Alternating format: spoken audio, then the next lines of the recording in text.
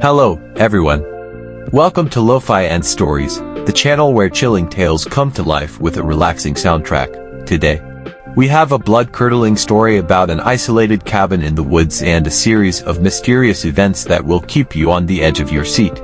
Get ready for the terrifying tale of the cabin in the woods.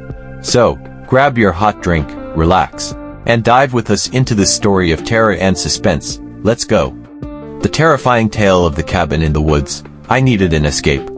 In 2023, after constant clashes with my dad, I decided to sublet a cabin in the woods. The original tenant, dealing with personal issues, had left abruptly, and I moved in as the temporary tenant. The cabin was a standalone unit, perfect for my situation. It had 2 floors, a small kitchen, a decent living area, and a bedroom accessible by a quirky hatch-type door and a short flight of stairs. After a month, I was settled in. I had already paid the second month's rent. The cabin was at the end of a dirt road, surrounded by a few other similarly sized cabins. One was vacant. The others had residents I never met. My life was simple. I worked 12-hour shifts, came home exhausted, made a quick meal, and fell asleep watching TV.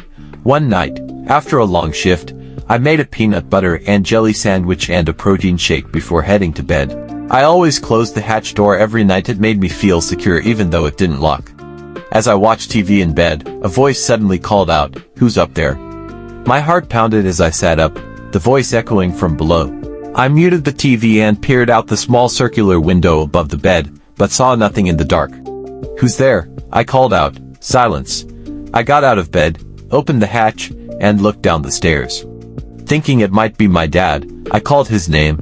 No response. Fear gripped me as I descended the stairs, turning on the living room light. The room was empty, but the unease persisted. I checked outside. No one was there. Confused, I turned off the lights and went back to bed, leaving the TV on for some comfort. Minutes later, angry pounding on the hatch door jolted me. Someone was definitely inside. Paralyzed with fear, I stayed still, knowing they could easily open the door.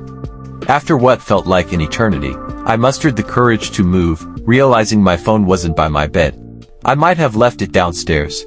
I quietly opened the hatch door, looking down the stairs. The flickering TV light barely illuminated the living room. I descended silently, then bolted out the back door, barefoot, to the nearest neighbor's house with lights on. I knocked frantically, seeing someone watching me through the window. Desperately, I explained what happened, begging to use their phone. The neighbor just stared at me, unsettlingly silent.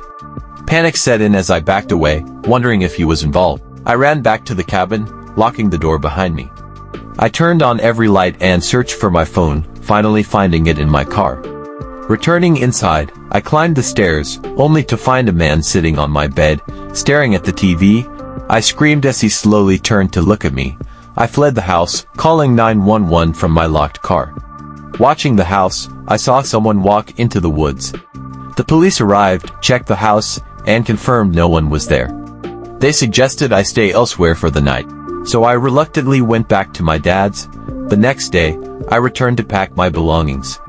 The landlord refunded some of my money, asking only vague questions about the intruder.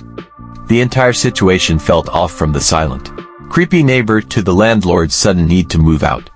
I couldn't shake the feeling it was all connected. That wasn't my only brush with terror. In 2013, I lived in a small town in southern Indiana. One night, while walking home from work at 11 p.m., my car being in the shop, I noticed a van following me. Initially, I didn't think much of it, but as the van's headlights turned off and it slowed down, my fear grew. The van followed me onto a dirt road, stopping with both doors open. I ran into the woods. Hiding behind a rock, I heard a man's voice saying, "I think she went into the woods," followed by young girls replying. Terrified, I stayed silent, hearing the man say, "Whoever finds her doesn't have to drink the blood tonight." Hours passed before I saw police lights. Running out, I explained everything to the cops. They showed me a gutted body of a young woman. The van was gone. I gave the police the van's license plate number, which turned out to be linked to reports in multiple states that night. Despite the police's efforts, I never got answers. I moved out of Indiana, vowing to never ignore anything suspicious again. Hey, survivors. That was the terrifying tale of the cabin in the woods. A story that shows how fear can lurk in seemingly peaceful places. If you enjoyed this story, don't forget to like, subscribe to the channel, and hit the bell to not miss any of our upcoming tales. Share your scary experiences in the comments, we'd love to hear them. Until next time, remember, sometimes, reality can be scarier than any fiction. Stay safe and see you soon.